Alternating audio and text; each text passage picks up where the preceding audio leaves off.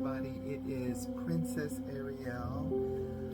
I am back and live on TikTok late nights, usually after 10 p.m. till 1 or 2 o'clock in the morning. Most nights we're doing karaoke and we're doing the match game.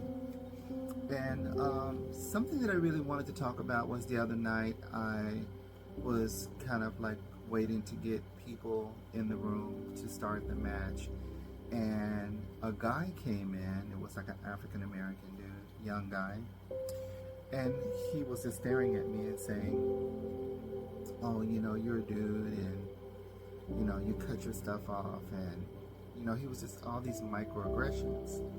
So as if we knew each other, and I was like, well, I don't know you because I've never dated anybody African American. So, you know, where is all this coming from? Because to me, I just wanted to play the game. I didn't really want to entertain his rant, but he kept saying, well, you're gonna make my video go viral, because he just kept on asking these ridiculous questions. And I was just half-heartedly kind of, you know, going along, answering, but like really like in shock, because I was like, really, is this what we're doing? Because I could honestly tell you, you don't even date anybody that look like me. And so I just was like, okay, so this is a game. Like, we're here to do a game. We're not here to, you know, badger me about my body and what's going on with my with my personal body. Like, it just was like stupid. So finally he was like, yeah, I'm gonna go viral tonight, blah blah. So if you go viral, please send some my way. I'm trying to go 10K myself, if not higher. And so it was just very bizarre. And so my thing is, my journey is a very personal journey, and I've talked about it many times in my, you know, YouTube story time.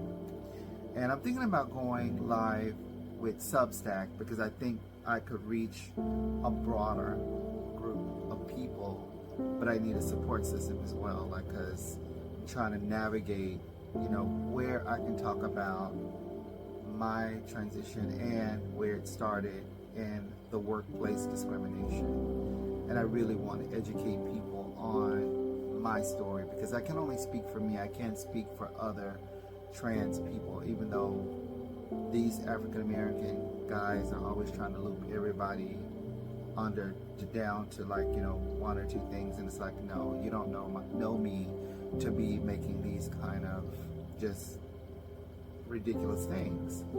And it kind of reminded me also of, you know, T.S. Madison and Nene Leakes, and how Nene Leakes was doing the same thing to T.S. Madison by saying, you know, she's a man, and if a guy dates her, then he's gay or whatever. And it's like, well, he dating both of y'all. So what does that make him then if he's dating you both?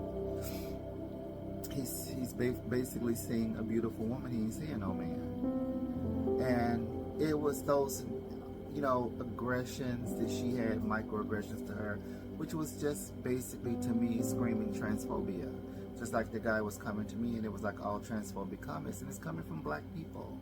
And it's like, we ain't that far off from, you know, Project 2025, and you guys are sitting over here in y'all thought heads about trans people. Like, it just, the math isn't mathing for me. It's like, my day-to-day is not, it's about just survival, just getting through my day, trying to get from point A to point B, and not bothering any transphobic people, especially black folks, that is just being ridiculous.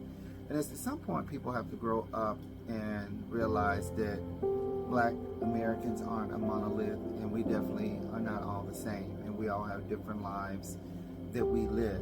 And even though we fall under the umbrella of the LGBTQ, we're all our own separate individual people. And when do we get to treat each other like human beings instead of just, you know, trying to be crabs in a barrel, trying to get a viral moment by throwing insults and death threats and all of these things, when you have a whole government that is looking at you as, you know, a money grab.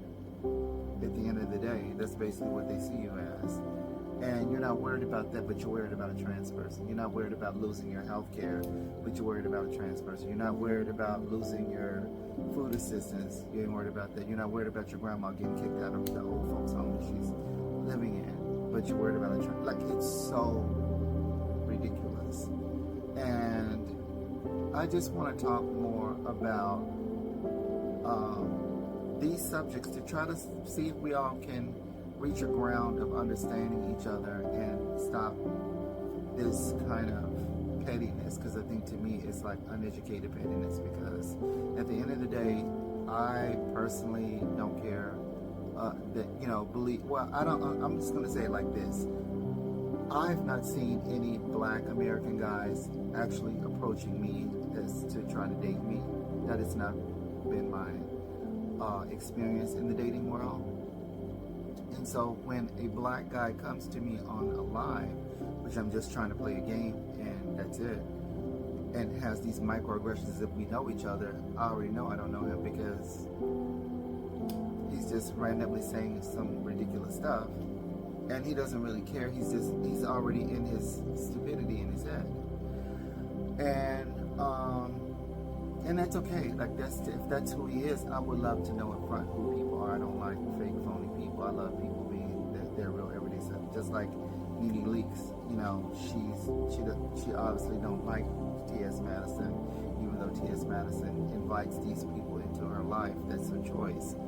I would say don't invite the devil into your house and you won't, you know, get burned. But somehow this is, you know, her situation. I choose not to, but it happens. Like, you're gonna bump into people in life that think that they can just say anything to you and treat you any kind of way. And so I want to bring my, you know, information to Substack and see if I can get people to subscribe.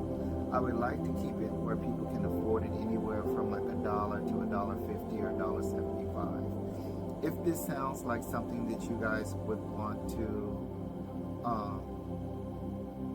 you know, subscribe to or be interested in talking about my stories about workplace discrimination as a trans person and what it's like being a dark-skinned person as trans or something like that, or my story of how I came to be, because it seems to be on people's minds for whatever reason.